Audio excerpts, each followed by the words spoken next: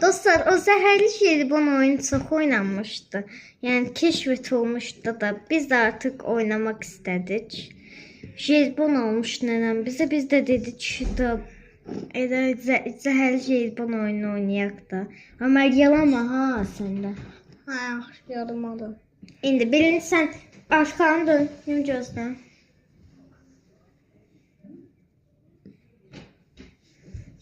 İndi sən.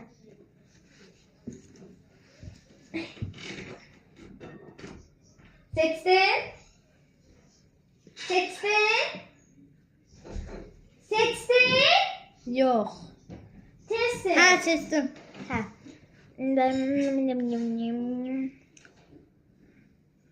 Düzsə güvənli deyəsən, səhvsə zəhərli. Güvənli? Ha. Sən deməsən o güvənli. Güvənli. İmkan, imkansız.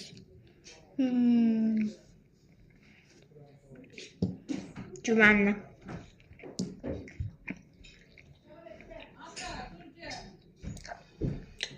Güvənli. Yo, indi son məndə. Ha. Güvənli.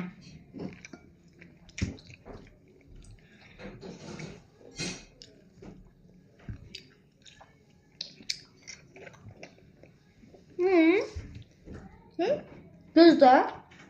Ha.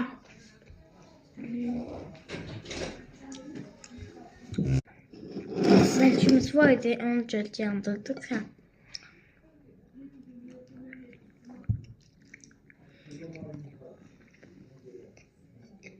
Hayır, mən sıram idi. Yox. Ha, seç. Güvənli deyil. A. Öldüm. Bu bunu. Bu ne usta?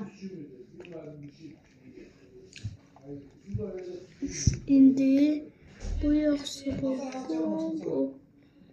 Bu yoxsa. Ne vardı? Yox, bu. Zəhərli. Dostlar, zəhərli olan necə yedizdirdim ona. Uzun. Bye bye.